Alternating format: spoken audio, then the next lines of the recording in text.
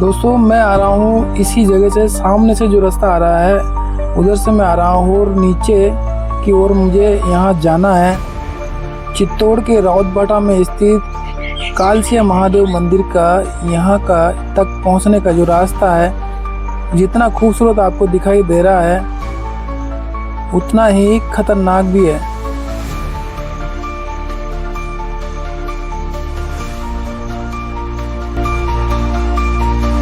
सामने की ओर आपको जो दिखाई दे रहे हैं घने जंगलों के बीच महादेव विराजमान है इन्हीं घाटियों के नीचे। देखिए आप कितना खूबसूरत ये जंगल ऊपर से दिखाई दे रहा है। ये जो पगडंडी जा रही है ये ही नीचे घाटियों में होती हुई महादेव के दरबार तक जाती है।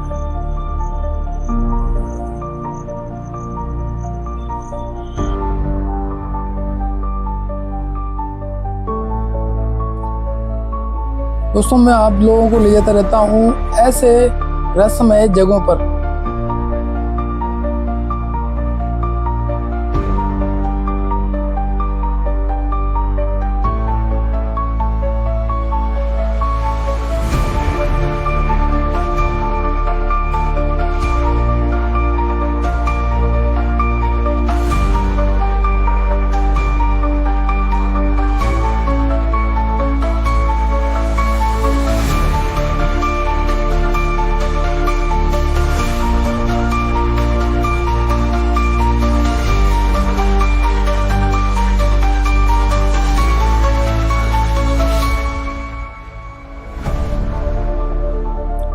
कुछ साधन मैं ले लेता हूँ हाथ में, जैसे कि ये छोटा सा डंडा, ये हमारी सहायता के लिए काम आएगा।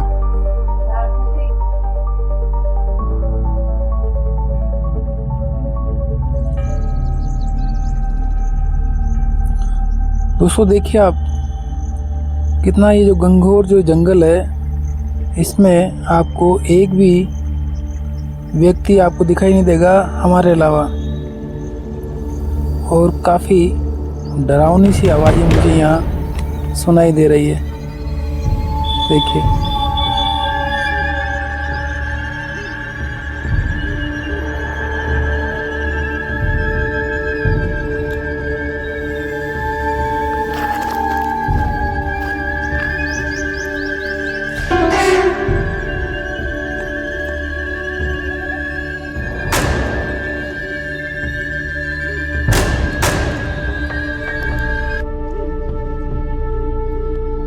मेरे साथ है इस सफ़र में मेरा दोस्त आकाश चित्तौड़ा, जो कि मेरे साथ ही जंगलों में जाया करता है, और हम जा रहे हैं नीचे महादेव के दर्शन करने।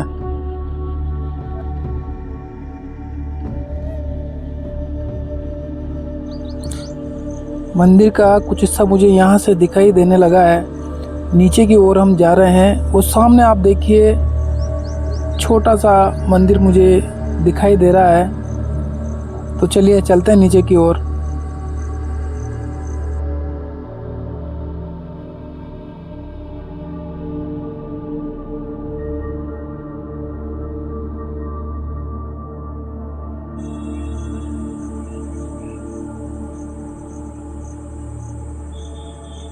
दोस्तों आखिरकार मुझे वो रास्ता मिल गया है जो रास्ता मंदिर की ओर जा रहा है। यही जो रास्ता है ये मंदिर की ओर जाता है। तो चलिए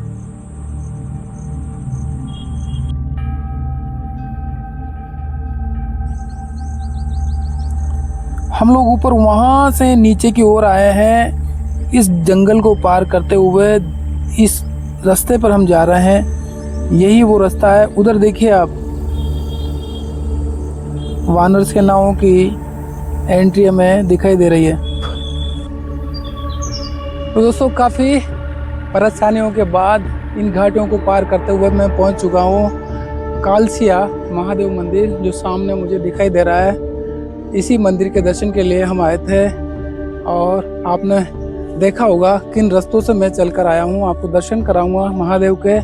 ये जो स्थान है ये राउतभाटा के जंगलों में आता है। कोटा से करीब 80 किलोमीटर ये पड़ता है। कालसिया महादेव मंदिर प्राचीन मंदिर यह है, और यहाँ का अद्भुत नज़ारा आपको मैं अंदर दिखाऊंगा। कहते हैं भगवान शिव का जलाभिषेक यहाँ 24 घंटे यहाँ की पहाड़ियाँ करती है। तो चलिए दर्शन करते हैं आइए, जय हो भोलेनाथ।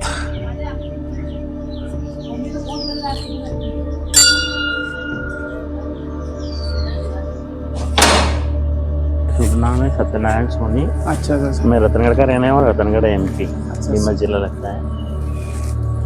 तो मैं भी क्या, मेरे गुरुजी है कि जो एक अच्छी हस्ती है, अभी वो स्नान करने गए, उनको स्नान कराने आया हूँ। मैं अच्छा। ओबियसली हर महीने लगभग आता ही रहता हूँ इस जगह पर। तो ये कलशा महादेव से नाम से स्थान फेमस है। और यहाँ की सबसे बड़ी महिमा ये है कि ये तो क्या है कि जैसे जो 3 प्रलय में जो धरती खत्म होती है ना, हाँ, हाँ, एक हो चुका है, सेकंड अभी चल रहा है और तीसरे में खत्म होगी जी।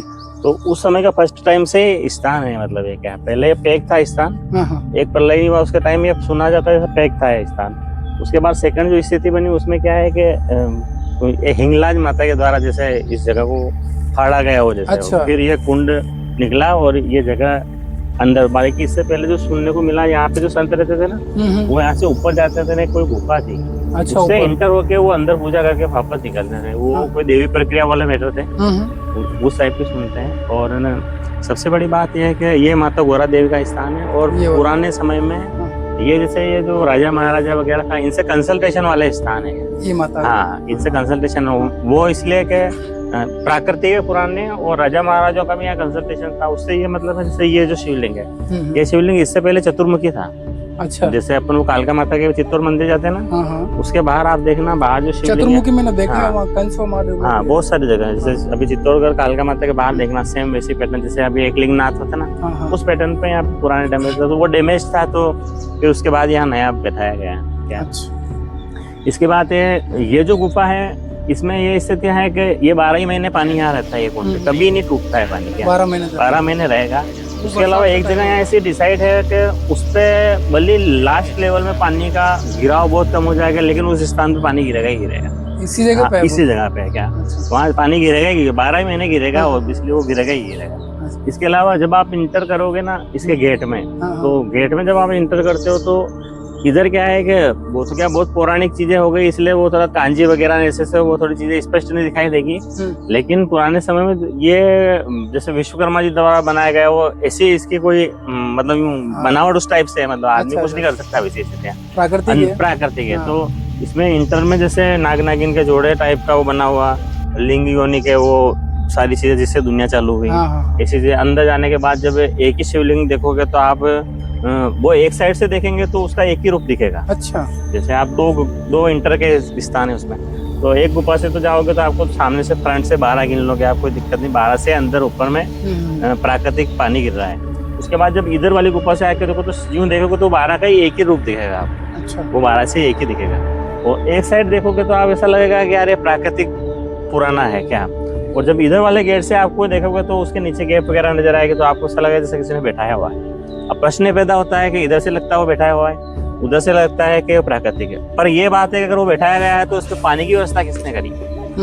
बात मायने पानी की होती है कि वो शिवलिंग एक बैठा है, चलो 12 बैठा है, जो भी बैठा है, पर 12 पे पानी की व्यवस्था किसने करी। ये ऑब्वियसली तो वो चीज एक तरफ से वो क्या है, प्रश्न चिन्ह जैसी बात है कि यार इसमें क्या सर्च भी किया हुआ लोगों ने। और दूसरी बात है कि इसमें जितने भी शिवलिंग देखोगे आप, उनके ऊपर ऑटोमेटिक पानी गिरता है क्या। अच्छा। अभी ये लोग आप थोड़ा एक महीने बाद बनाते तो खैर कभी और आना, फिर आपके कोई दिक्कत नहीं, भगवान बुलाएंगे। लेकिन एक ही शिवलिंग में 12 शिवलिंग है। इसके अलावा यहाँ थोड़ा ऊपर साइड में आप देखना कि इंटर में तो आपको मतलब झुक के जाना है, अंदर जाने के बाद आपको एक ऊपर एक आदमी फिर एक और खड़ा कर दो, इतनी गैप है। अच्छा। जैसे शिखर टाइप क्या। अच्छा। हाँ, और इधर एक जो 2 शिवलिंग और हैं, उनके ऊपर लगभग 10-12 फीट ऊपर से दोनों के ऊपर पानी गिरता है। वो 2 है तो दोनों पे अलग ही गिरेगा, एक एक बूंद दोनों पे अलग गिरेगी। अच्छा। हाँ, उसके पीछे एक मूर्ति है प्राणी प्राकृतिक, वो गंगा माता की मूर्ति है क्या, उनके हाथ में कमंडल वगैरह ऐसा कुछ। और उससे ये चीज प्रतीत नहीं होती कि वो बनाई हुई चीज है। अच्छा। हाँ, बाकी है मूर्ति पूरी, आप देखोगे आपने पूरा ऐसा कुछ लगेगा। और इसके अंदर फिर इसमें तो यूं सोचा जाए तो हर एक जगह हर एक देवता का अपना अपना स्थान है क्या।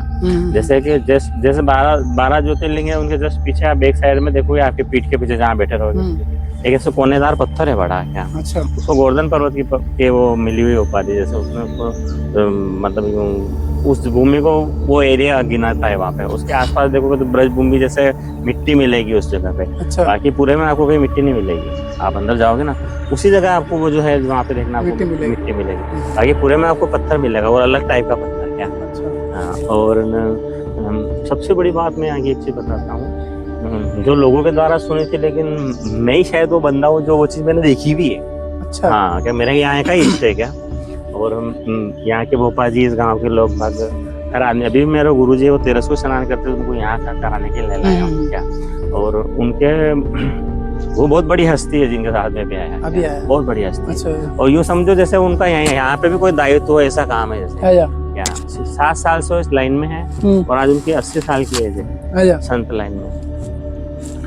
और यहाँ पे क्या है, 3 नाग नागिन के जोड़े विशेष दिवस पे क्या वो सुबह 4 बजे एक स्नान होता है उनका क्या, जो वो कुंड से चढ़ेंगे, सामने एक पत्थर है उस पर चढ़ेंगे, फिर वो लिपटा के उठते कुंड में। तो ये चीज संतों के द्वारा यहाँ पे कही हुई है, गांव के लोग या कोई भी संतों के द्वारा कभी ऐसा होता है। वो आपने लाइव देखी है? वो चीज मेरे गुरुजी ने दिखाई थी बस। उन्होंने मेरे को पहले बोल दिया था कि वहां जाना, ये चीज मॉर्निंग में तेरे को क्या होता है क्या। एक बार क्या हुआ, उनके कहने पे मैंने 12 महीने की यहाँ पे अमावस्या करी थी। हर 14 को मैं आता था, नाइट रुकते थे हम और फिर अमावस्या को पूजा करते थे, 12 महीने तक किए थे। तो वो जब मैंने फर्स्ट दिन वो चीज़ अलाउ करी थी, उसके बाद सेकंड चांस में मेरे को वो चीज़ दिखी थी। और आज भी मैं इतना तड़पता हूँ इस स्थान से, जैसे मैं कहीं और जाना पसंद नहीं करता क्या। मैं बाइकाट सोनी हूँ। अच्छा, मेरे को क्या भांग का धंधा है। अच्छा हाँ, महादेव से अच्छी। और कल ही मैं यहाँ जाके आके गया हूँ। अच्छा कल नाइट थे हम यहाँ पूरे क्या, तक के 12 बजे यहाँ से निकले क्या। और आज इनके 1300 स्नान तो आ गए मेरे क्या, इनके 1300 स्नान होते हैं क्या।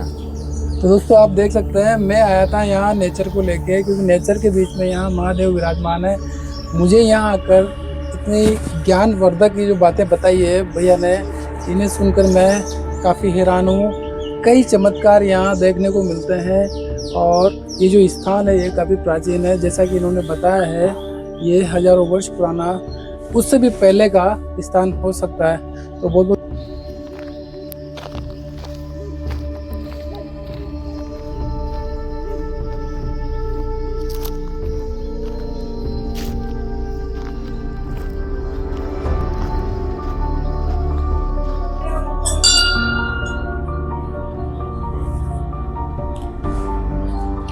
यहाँ पर इनमें पुराना रूप आप श्री माता जी का बताते हैं क्या, और लगभग मार्च से है। और ये वाले जो देवता आपको दिख रहे हैं ये रेबारी महाराज के नाम से फेमस है यहाँ पे। और इनके पीछे की कथा ये है कि यहाँ पहले पूर्व में इनका शिकार हुआ था।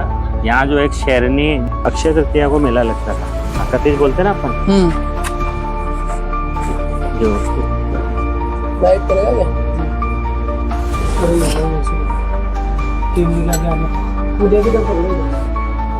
और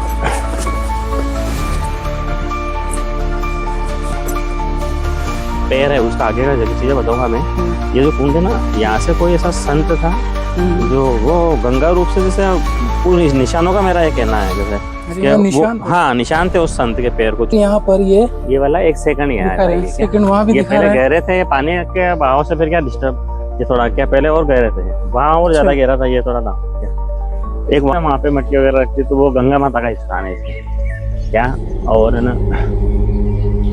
वो नाग की जो मैं बात कर रहा था ना, वो यहाँ से क्या चढ़ते हैं और इस पत्थर पे चढ़ के फिर यहाँ से कूदते हैं क्या। और 3 जोड़े हैं वो, ये जो चट्टान है 3 जोड़े हैं वो क्या। और इन जो पत्थर है ना, इन पत्थरों के लिए कहा जाता है जैसे